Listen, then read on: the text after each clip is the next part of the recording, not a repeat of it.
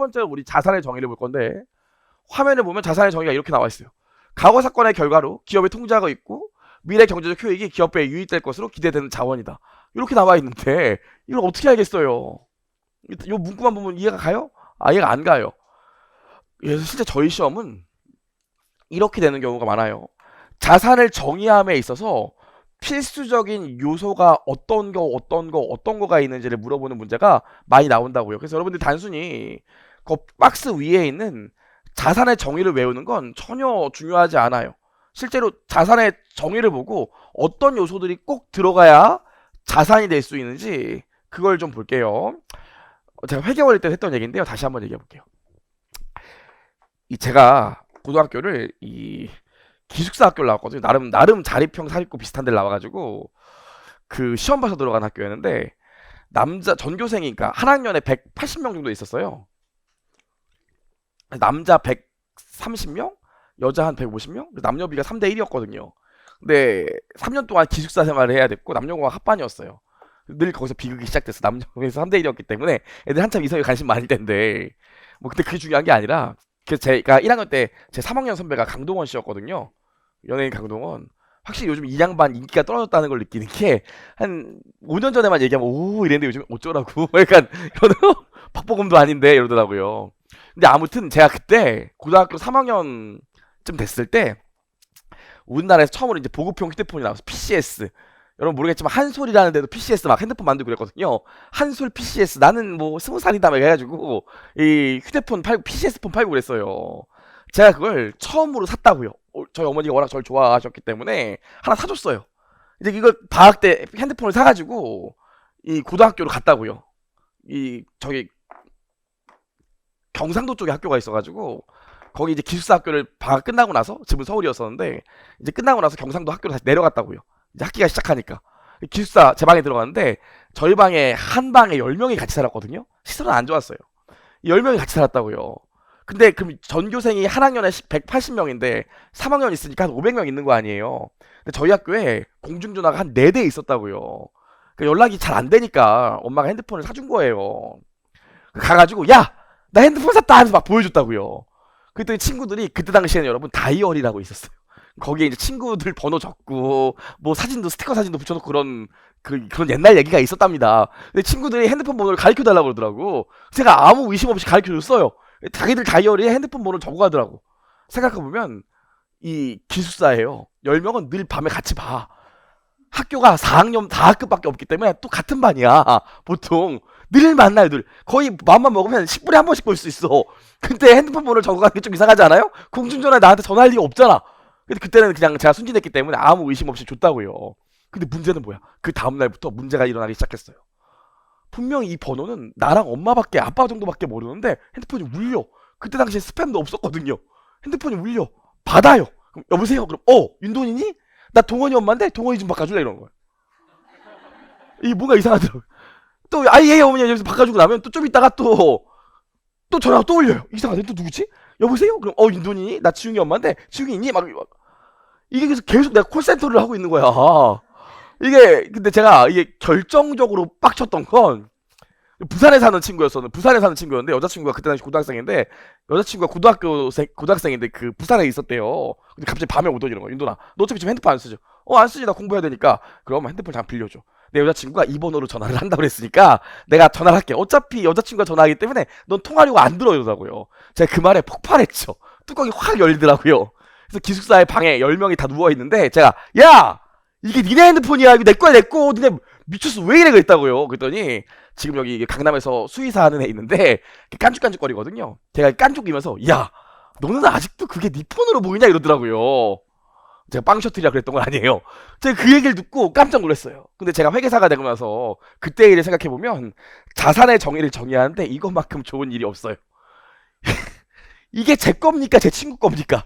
일단 중요한 건 제 거로 볼 수는 없어요. 왜냐면 일단 자산이 되려면 첫 번째로 뭐 해야 돼? 내가 일단 샀어야 돼요, 여러분. 과거 사건의 결과가 있었어야 된다고. 내가 과거에 일단 샀었어야 돼요. 그래서 자산이 되려면 과거 사건의 결과는 필수적 요소예요.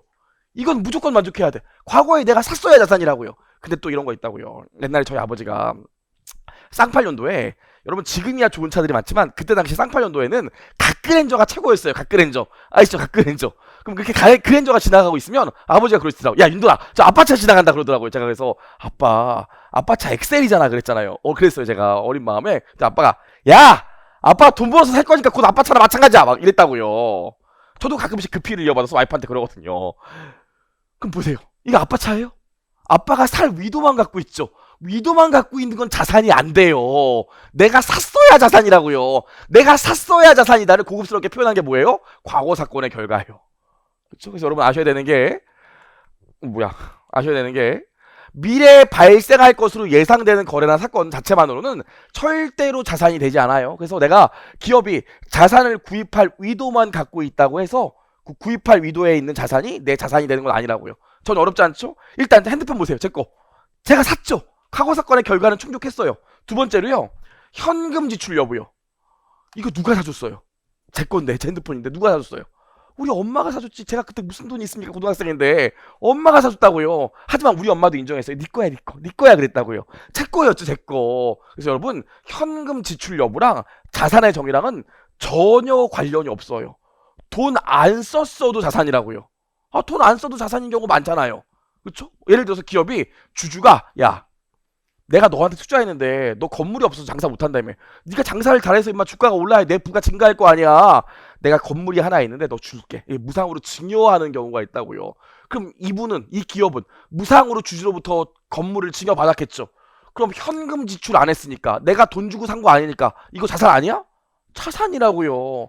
현금 지출 여부와 관계없이 자산으로 정의할 수 있어요. 그래서 현금 지출 여부는 자산의 정의에 필수적이지가 않아요. 따라올 수 있겠죠? 대표적인 오답 유형으로 우리 셀프 스터디 어디 보실 거냐면 요 얘기가 어디 나오냐면 셀프 스터디 3번이요. 71페이지 셀프 스터디 3번 보시면 일반적으로 지출의 발생과 자산의 취득은 밀접하게 관련되어 있다.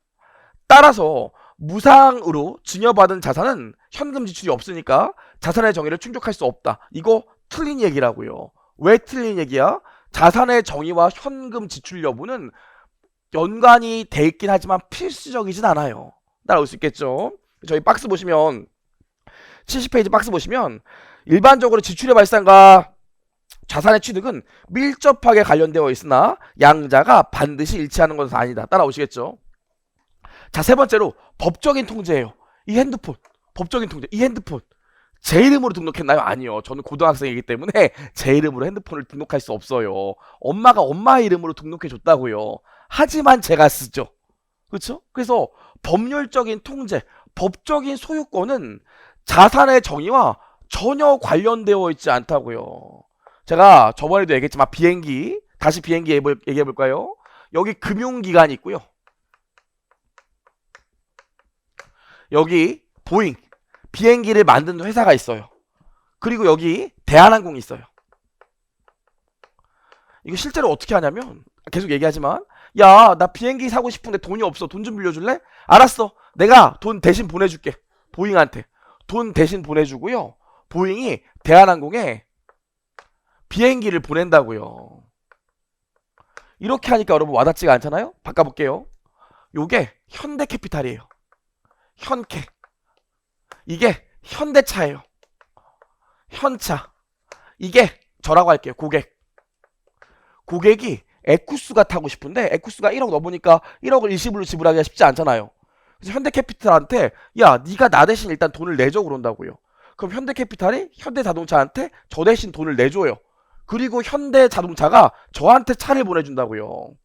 그럼 저는 이 자동차를 사용하는 기간 동안 현대캐피탈한테 리스루라고 하죠. 원금과 이자를 내주면 된다고요. 이게 우리가 중급회계 2에서 배울 리스 거래예요. 어렵지 않죠? 돈이 없으니까 캐피탈한테 돈을 빌려서 차를 산다고요. 근데 이걸 리스 거래라고 일반적으로 합니다. 이거 누구 차예요? 누구 차야? 내 차예요. 내 차. 고객 차라고요. 얘가 돈은 대신 내줬지만 차를 받아와서 내가 쓰고 차 사용하는 기간 동안 원금과 이자를 갚기 때문에 내 차라고요. 이게 리스 거래의 핵심이에요. 내 차예요. 그래서 여러분 자동차 리스 거래하면 번호판에 하, 호가 안 붙는다고요. 내 차기 때문에. 아, 그거 모르세요? 하호호가 붙으면 뭡니까? 렌트차잖아. 렌트카잖아요. 아, 모르시는구나. 저희 와이프가 우리은행 다니거든요. 저랑 연애할 때만 해도, 소개팅 할 때만 해도 여기 바로 앞에 강남역 앞에 우리은행 있잖아요. 여기 메스 그 클럽 건물 있는데 거기서 근무했거든요. 여자친구가. 그래서 제가 이제 여자친구 생일이면서 이제 소개팅을 좀 이게 몇 번 만나가지고 드디어 이제 사귀려고 마음을 먹었어. 고백하는 이렇게 사귀려고 얘기를 하는 날이에요. 이왕이면 그날 여자친구 생일이었기 때문에 그날 고백까지 하면 한 큐에 1타 쌍피더라고요. 기념일을 두 번 챙길 필요가 없잖아. 무조건 오늘 고백해야 될 것 같더라고. 자, 그래서 제가 오늘 무조건 이 쇼부를 봐야 된다. 이런 생각이 더 끌 수도 없다. 이런 생각에 제가 차를 아빠 차를 가지고 가려고 했는데 아빠가 오늘 차 자기 써야 된다고 가져가지 말라고 그러더라고요. 그래서 제가 렌트를 했거든요. 렌트를 좀 좋은 차를 렌트해서 요 우리은행 앞에서 기다리고 있었다고. 근데 얘라고 하면 되지. 이분이 내려왔는데 이분이 내려왔는데 차를 못 찾아. 나 있는데. 저 바로 요 앞에 있는데 왜 못 찾냐 불렀어요. 그랬더니 번호판에 하가 붙어 있어가지고 나 아닌 줄 알았다는 거예요. 렌트카를 타고 온지 몰랐던 거죠. 그쵸? 근데 요 경우에는 하호호가 안 붙어요. 본질은 내 거기 때문에 어렵지 않죠. 경제적 실질 본질은 내 거예요. 내 차라고요. 내 차라고 얘기해도 돼요. 근데 문제는 뭡니까? 이거 자동차 등록증은 누가 갖고 있을까요? 이거 자동차 등록증은 누가 갖고 있을까요? 이거에 대한 구체적인 얘기는 나중에 리스가 살 건데 자동차를 사면 자동차 등록증을 갖고 있어야 법적 소유권을 갖고 있는 거 아니겠습니까? 자동차 등록증은요. 현대캐피탈이 갖고 있다고요.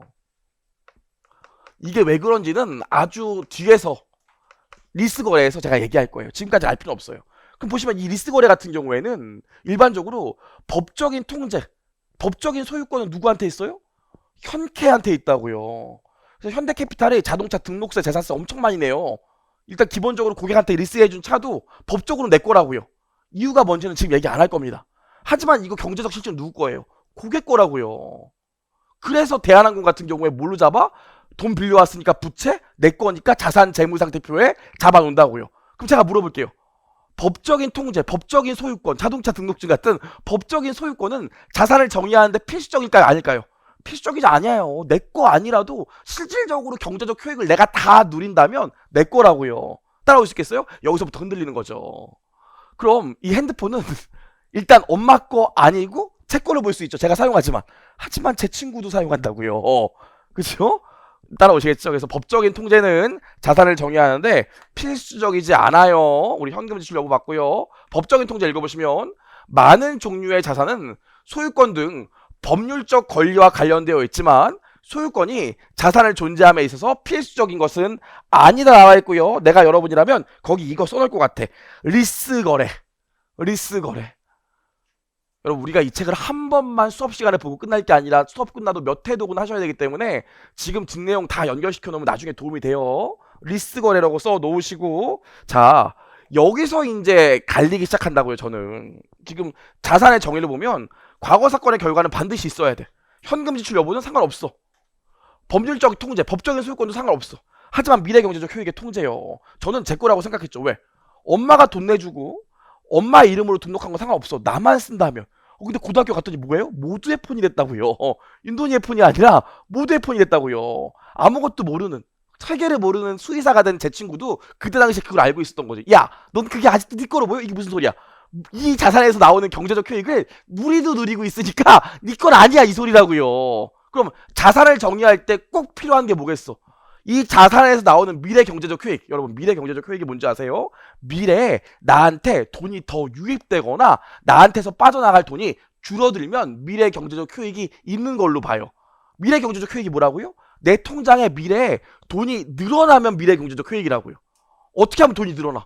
돈이 더 많이 유입되면 돈이 늘어나겠고 나갈 돈이 줄어들면 돈이 늘어나겠죠. 그래서 미래 경제적 효익의 유입이라는 게 뭐라고? 요 자산을 사용하면 미래 경제적 효익을 통제한다는 말이 요 자산을 사용해서 통장에 돈이 늘어나는 사람이 나만이어야 한다고요. 이해할 수 있겠지. 그래야 자산이라고요.